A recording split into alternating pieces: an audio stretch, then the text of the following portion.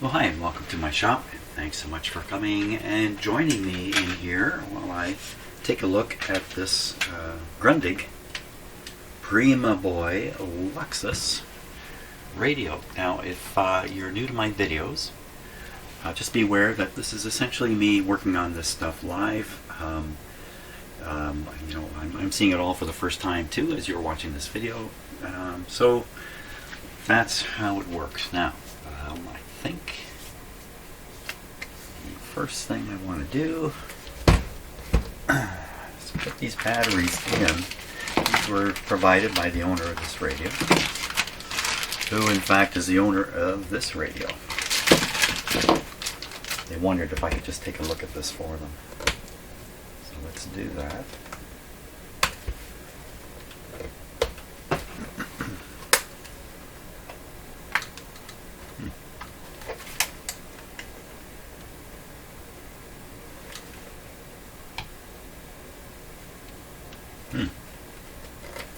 Okay, not sure. I thought that was a lock for the back flap to come open, but no. This must be the battery case here.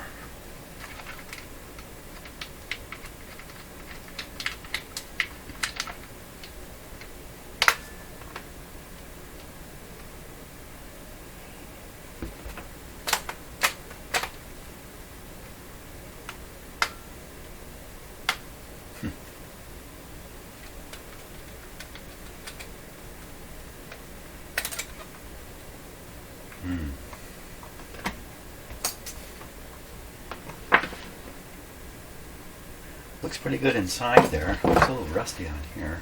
There's a bit of a, looks like a battery acid attack a little bit there. These appear to be copper. The very end of them is pointed up, so it's really stabbing into the battery.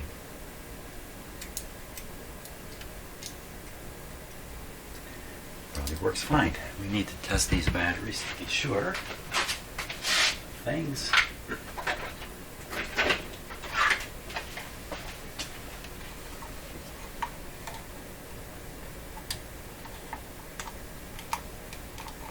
Yeah, I guess what I want to warn about is, in terms of these videos, is I don't do a lot of editing on them. So that's good. 1.5, I'm sure they're all the same. Certainly good enough.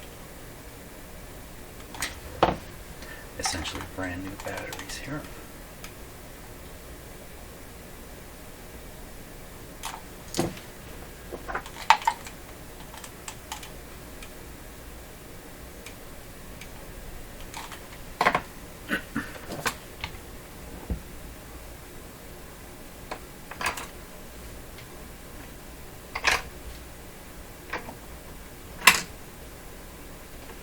I think the problem with this radio is not a complicated thing at all. I think it's just a noisy volume control. Very easy to fix. Let's see. Okay.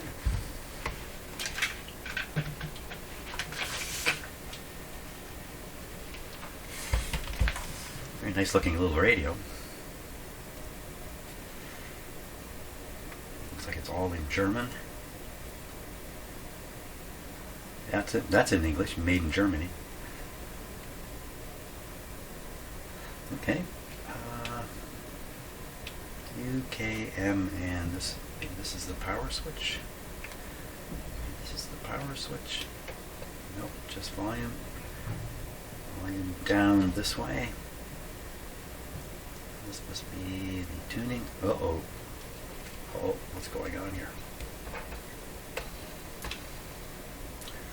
Well, so the problem with this other radio is the string is broken on it. I have to replace it. The problem with this radio is the string is broken on it and it has to be replaced. How do you like that? Okay, well, it's going to pick up one thing then. Let's try it.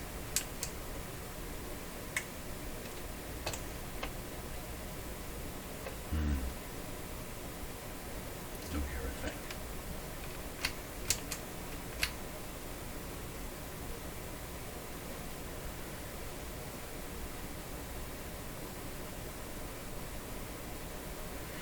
There's the FM band, North American FM band.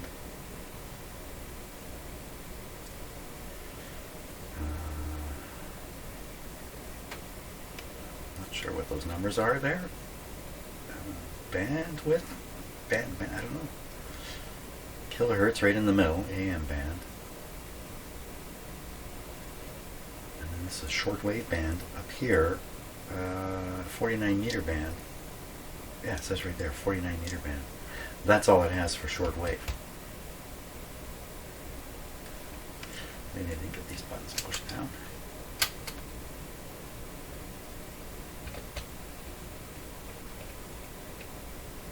Not a sound. Oh, oh, oh.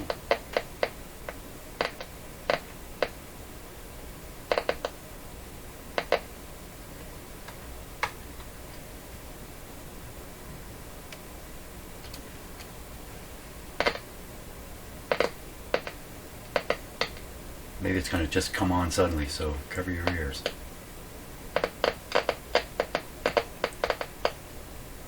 We can guess what this is. Broken solder.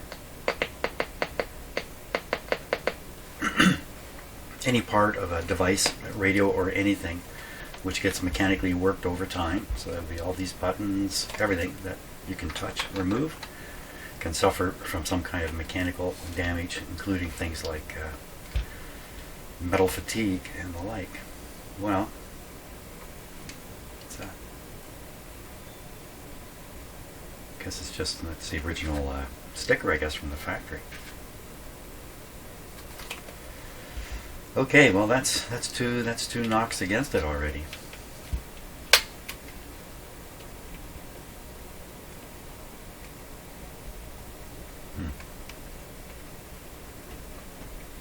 Okay, does it make a hiss? I believe U is FM. Yeah, U, FM.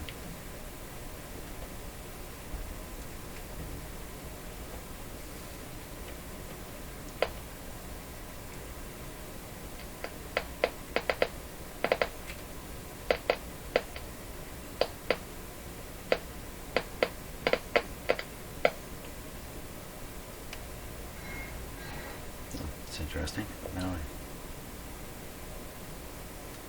I have it in a different volume position. It doesn't do that.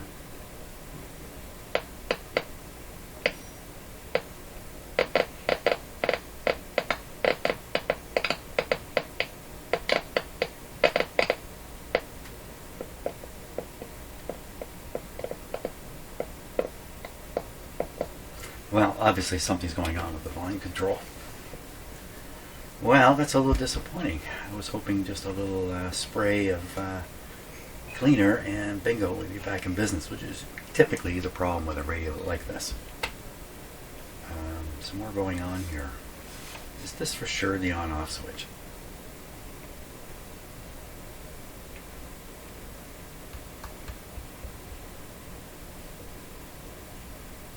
Come on, where's the effect?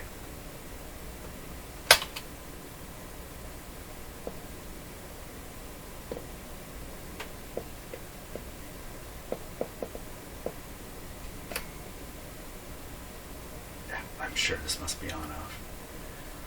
No other switch. Okay, what's this back here then? There's two little screws here. Probably the back would come off. Feels like, yeah, it must be some kind of electrical switch. Okay, I threw it. Let's see what happens.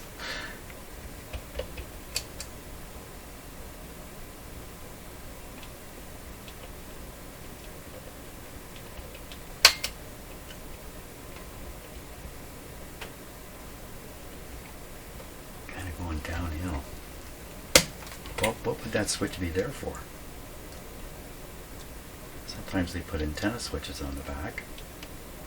I don't think there's an antenna terminal. What's these? This was the power socket here, 7.5 volts. 67.5 volts. This must be an audio socket of some sort for a speaker.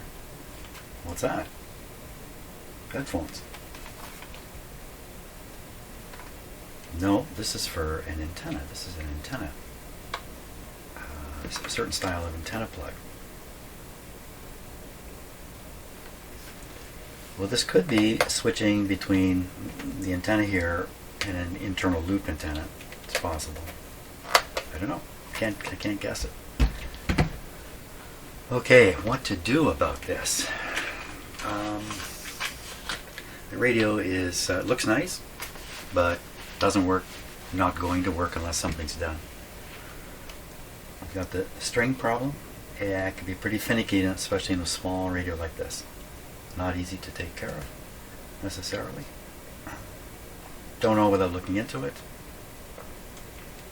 The fact the radio is not working, it's not producing any hiss on FM,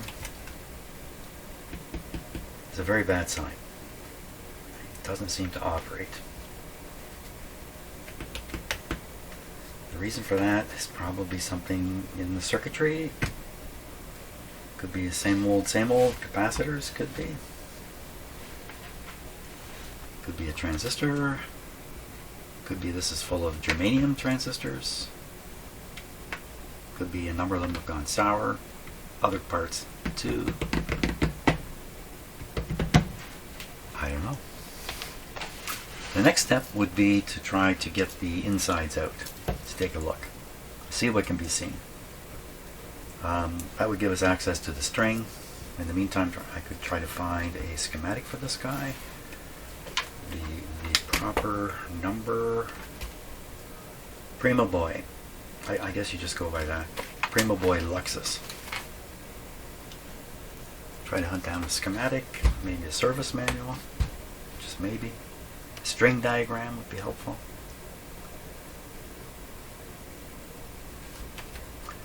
But it could go from being this nice looking thing on your shelf to not so nice looking if I should mess it up somehow or break it in some way. Do something stupid to it while I'm attempting a repair that can't be made anyway. Let's think about that just for a little bit. Okay, let's go with the next step because it should be easily reversible. Just taking the covers off. Looking inside. We'll see what we can see here.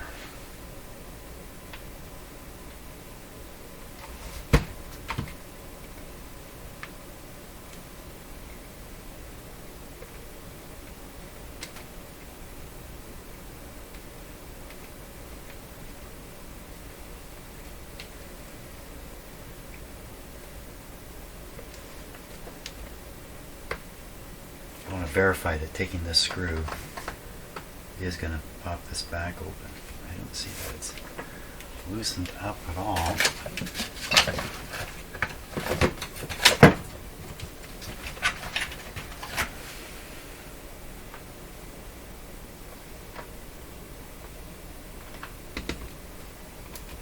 Yeah. Well, like some weight coming with it.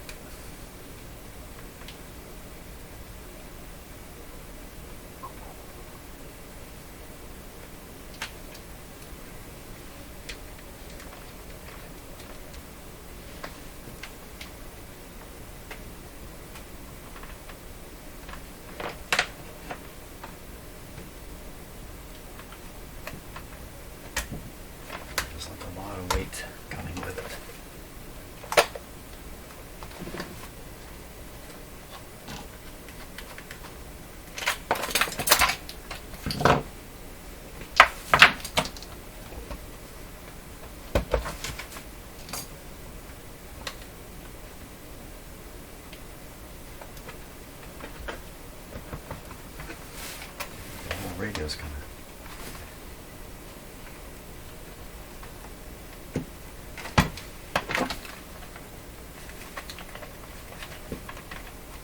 Maybe I better take these screws out.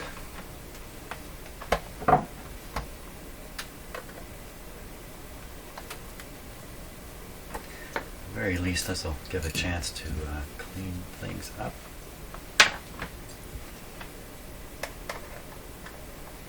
Because right now, I'm not betting I can fix this radio.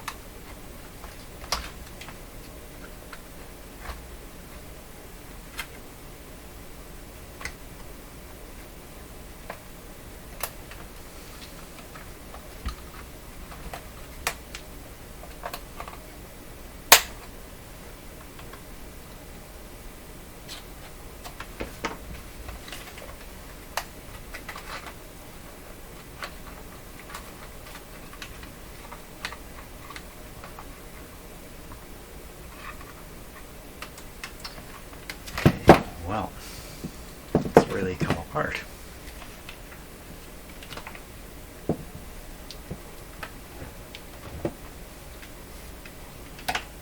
Very good. Okay, there's the broken string right there.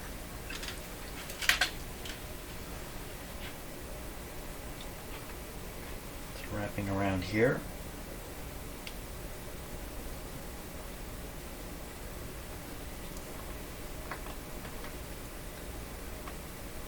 Picking up the pointer there, going around this little bobbin, coming back underneath,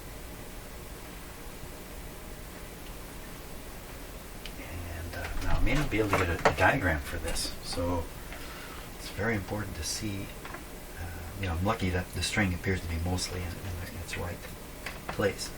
Okay, this is coming back under here.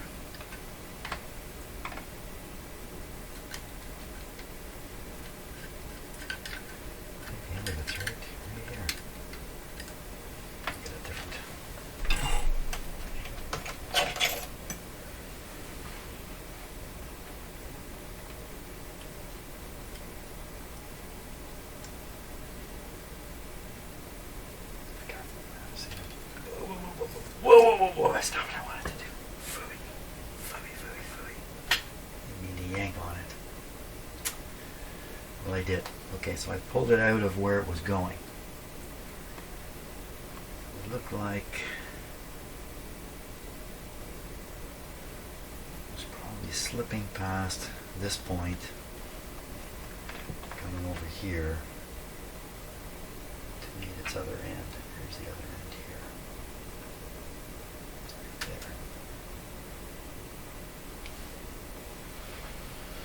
So you would have to, it's pretty easy to get a string around here. More difficult to get it around right down in here. It looks like there's 2 or 3 turns of string. It comes off of here, comes across, gets the pointer around the pulley, come back. Can't see what it was doing. Somewhere down in here, it gets onto this side, and then it's directed back to this main back to the tuning capacitor is what it is. Now the other problem is the radio doesn't work. Let me get a different camera and going. We'll take a little closer look here.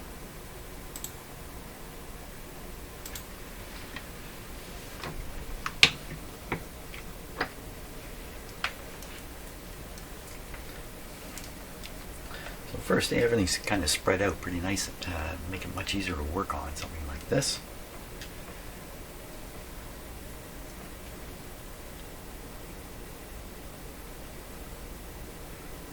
Transistor there.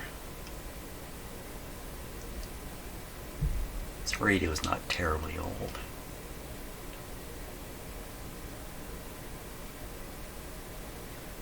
We're looking looking for anything that might be burned, but it's not likely, I don't think, to find anything burned up. Anything that looks suspicious. So this adjustment here, which is completely dark black. This was not black when it started. This would be a silver color, something like the ends here. But it's gone black, and I think, let's tarnish. This may have lost its contact, or it may be in contact where it's sitting, and if you turn it, that's the end of its contact. So this could be a problem. It could not be a problem, and it's in the category of pretty simple things, as opposed to what. Here's another one here. So yeah, you can see the surface that the contact. That little button, the end, right at the end of my finger there, is the contact to the black surface you see underneath, which is then it's hooked up through a rivet to a terminal and then soldered into the board. So here's another one. This could be part of the picture. So turning that a little bit could fix something, or it could take something that's really not a problem and make it a problem. Once you get 2 or 3 problems in something like this, it's pretty tough to figure out. It's tough enough with just one problem. These transistors, I'm going to guess they're germanium, but I'm really not sure. I'm going to guess they're germanium. And I think what comes along with that is they're not as stable as the silicon, more modern silicon ones, or I think. So they have a life that, that could be part of the picture here. Why is there no sound? The transistors are not transistoring anymore. Well, I don't see anything out. Well, let's talk about these capacitors. Well, again, there's electrolytic capacitors. You see the green one there. I wouldn't worry about the green one. This one here has a hole in the top of it. What? The orange one here. How did it get a hole in the top of it? Is that significant? I don't think so. I'd rather not have a hole in it. These are all probably electrolytic here. I'm not sure.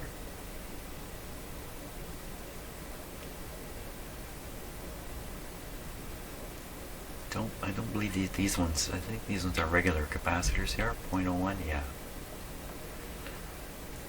So how many electrolytics are there? So here's some big daddies now. What's going on here? So these are the output transistors, and circuit related to it. So this is what's really powering the speaker. And in regular transistor amplifiers, these transistors, output transistors, become suspect because they work hard, they get hot. Even here, they've put it on a pretty good heat sink. And of course, covered the heat sink with labels. Like big capacitors. Could be the sound going to the speakers passing through some of these capacitors, but I'm not sure of that. Probably, I don't know, 2 transistors, probably in the push-pull sort of deal. Could that be? Either that or probably in parallel. There's a silicon transistor right in there. There he is. A mixture of items in here.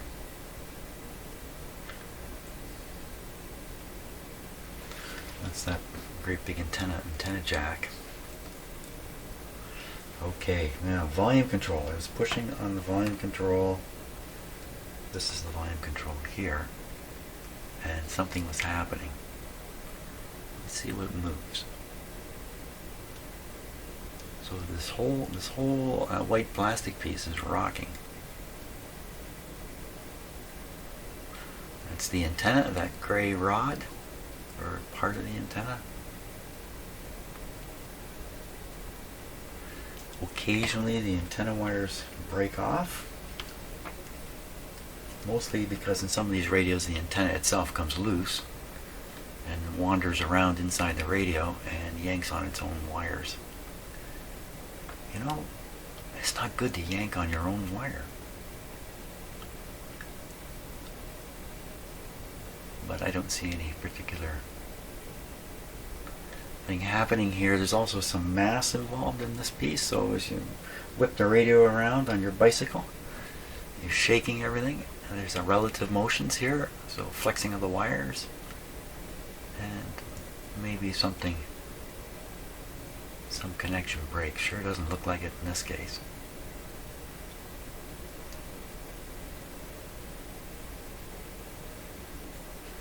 So the other culprit is the actual volume control, which is right there. Now, I have seen radios come right back to life just by giving those guys a little dosing. So, no harm in that. Let's give them a dosing. Since it was acting up in funny ways. Now, what am I trying to spray? So, there's some wires that enter into the volume control potentiometer. Those wires basically have to pass through an opening, and I'm going to spray this through that opening, and it's going to get right on the slider part. And just want to have a little bit of pressure here when it goes.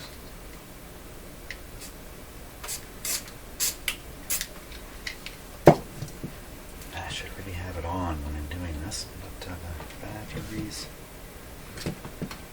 they could still be hooked up. Because if it's on, you can tell if this is actually cleaning it while you're... I should have done that, but I didn't. Sure doesn't feel any different.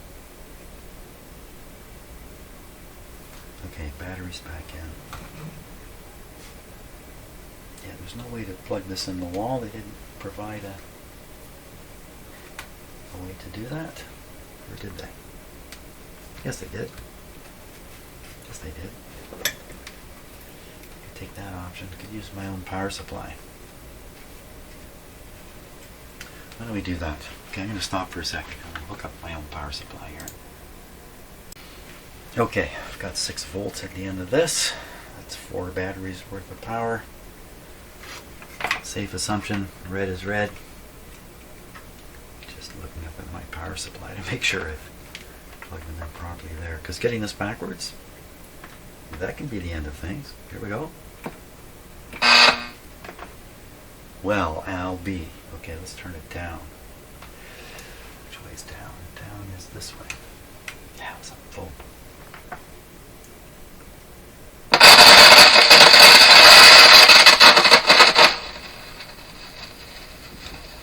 Whoa. Oh, it's like me getting out of bed in the morning.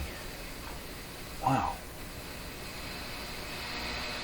So you can hear the sound of the power supply. It's not a perfect power supply. We are plugged into, we're plugged into, we're turned onto the, why didn't this work with the batteries? This is the FM band.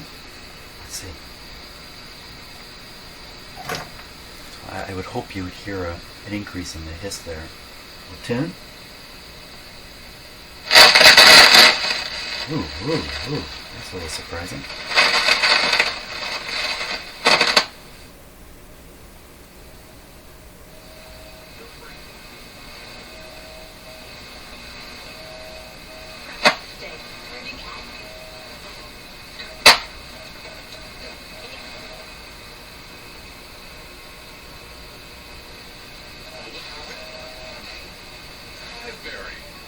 Introducing new with 2 jackpots on every ticket. The classic $5 million jackpot. $12 million. Play the new Lotto 649 for a chance to win the classic jackpot, or the gold ball jackpot of either $12 million or the guaranteed $1 million prize. Find your possible. Buy in store today. So the FM's probably restricted to this antenna. Red Hot Chili Peppers.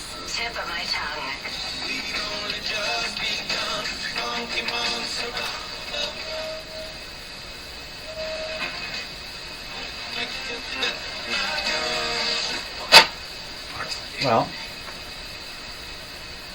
okay, I don't want to mess this up too much here with the string. There we go. Surprise. It works. I wonder why it didn't work with the batteries. Could have just been contact, getting maybe partial voltage out of them. Or cleaning that volume control did the trick. We don't know now because I made a couple changes at once. Can't be sure. What I will do is I'm going to turn the voltage down here. About 4 volts. This won't break our ears. Look. Trying to hear a crunchiness or dirt. I don't hear any. Oh. What was that? Was that this?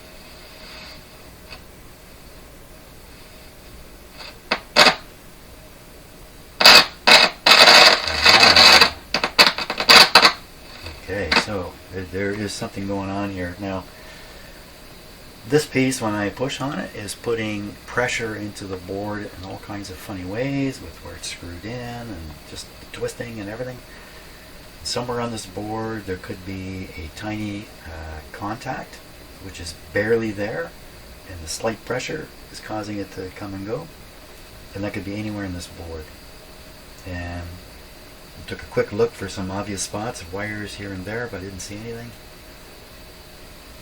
That can be just stupidly challenging, trying to find something like that.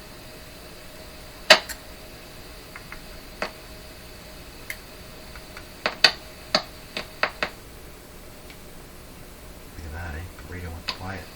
It's back.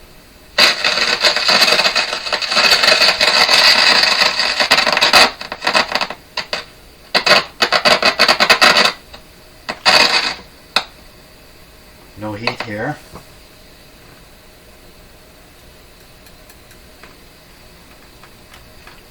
Seem to be a loose antenna. I like this wire. No, it's happy now. Fix it. It's fixed.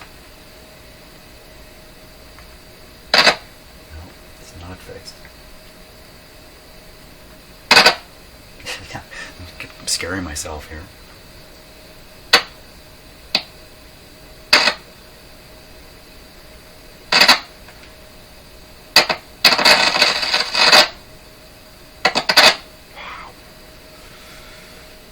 Isolate where the problem is.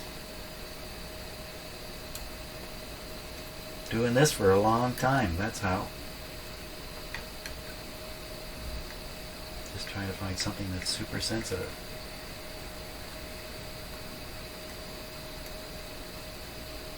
Makes for a very exciting video. Push buttons, dirty push buttons, of course. Of course, dirty push buttons. Of course. Let's just take this off here. Okay, let's get the magic elixir out. Why didn't I think of that right away? Now, how can we get in there? So these are open on the back. You see them down in there?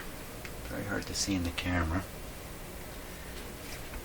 1, 2, 3, 4 of them. We're gonna give everyone a bath here.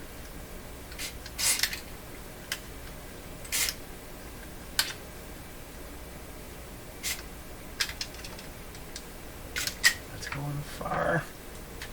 So I hope the blast is enough to kind of... Oh, I can't get in on this one. Is there another hole? Sometimes there's a hole through these things.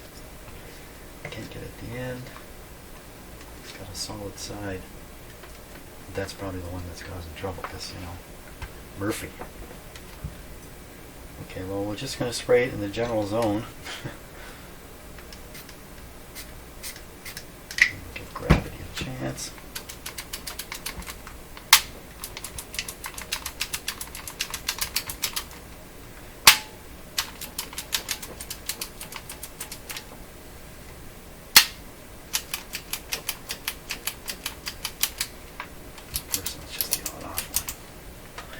Okay, we have now done the button cleaning attempt number 1.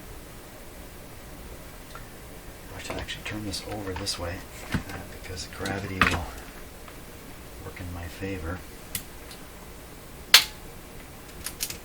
I'm actually utilizing the curvature of space-time to do this now. Can you imagine that?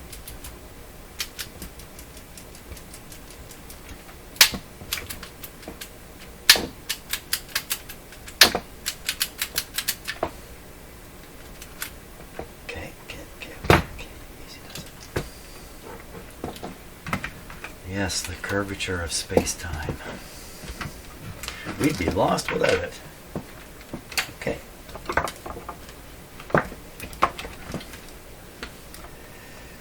Let's just get rid of this for now. Okay. There we go. Put the power back up. Red. Oh, no, the power wire is broken off.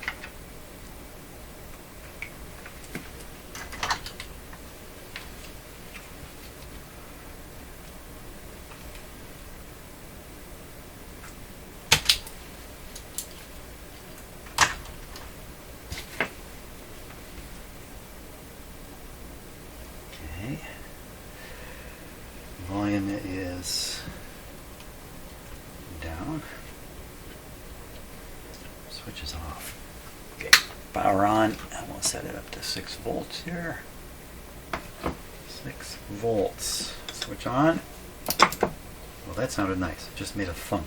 Nothing more. Turn it up. We're on the medium wave, which is the broadcast band. It's working fine. Go on the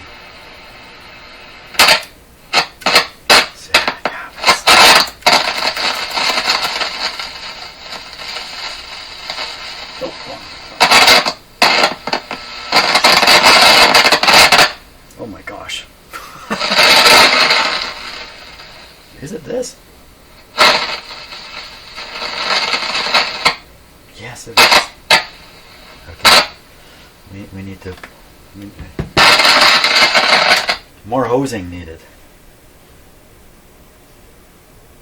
Hose it down somehow. Sometimes you can spray this fluid right past the button where the button goes into where the actual switch contacts are. And then sometimes there's holes conveniently located holes. Sometimes the terminals that are coming up through the switch body here have gaps. I don't see any of it. So going down from the front. Let me poke around here a bit. There's all these wires jammed in here. I can't really see what's happening.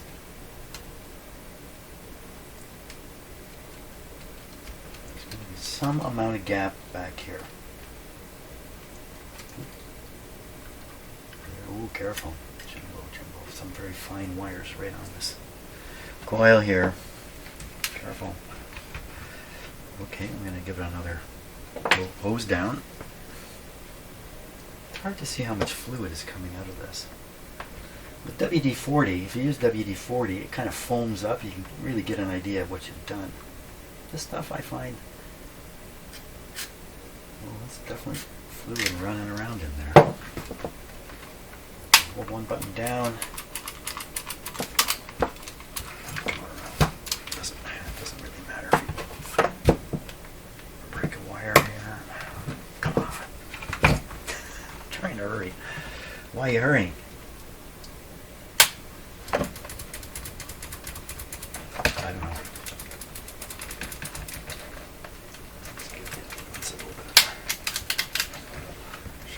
Okay. Ready again.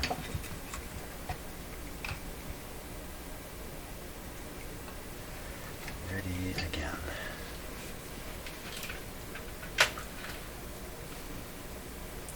Volume is down. Power on. Power's on.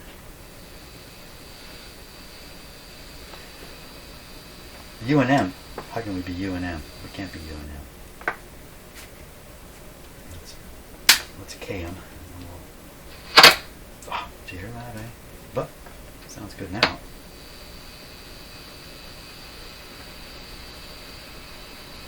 You know what? I think it's moving this. Oh no. Of course, what's on the board are all these switches again, so that's very good. Yeah, that was not so good.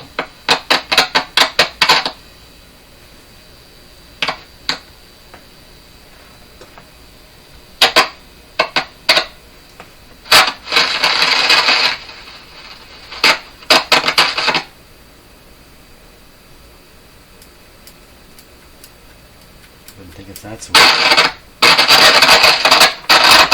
Is it another switch here beside it or something?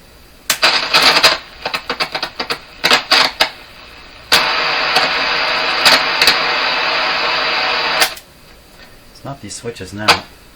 It's something else. Now, what else is there that's of a contact sort? Those things I was pointing out earlier. The little potentiometers that are here. Let's tap them. See what happens. Well, it's not very sensitive. Okay. We don't dare turn them. Nope, nothing sensitive there. I needed my official poking stick.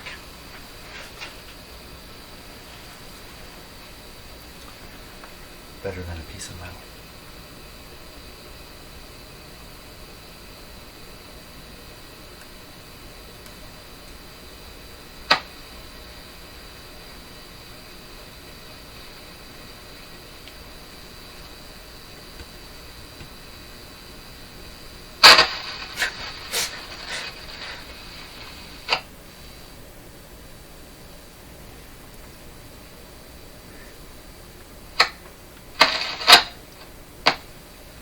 Look up at the power supply to see about the current drain, but if it's changing somehow during those excursions.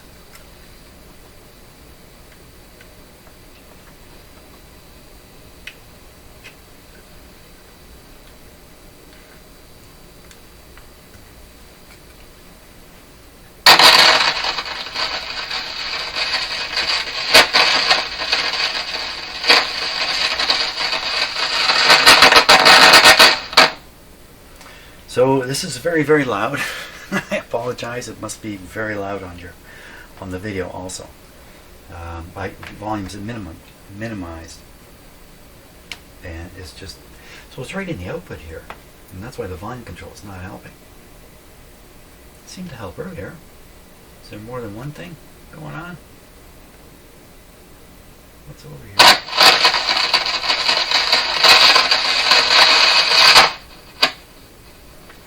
So another possibility is that a large structure like this, soldered onto the board. There's probably little tangs that go through the board, and they're probably soldered.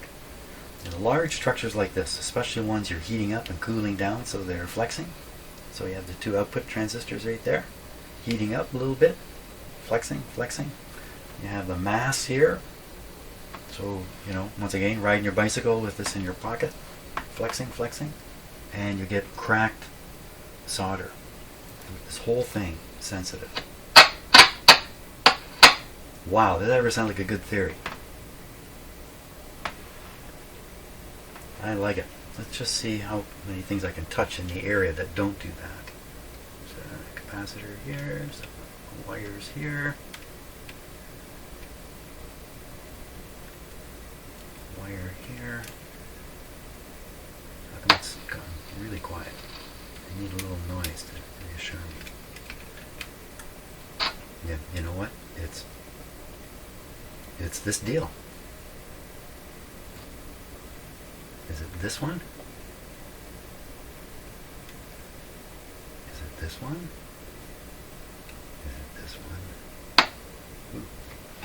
Isn't that one?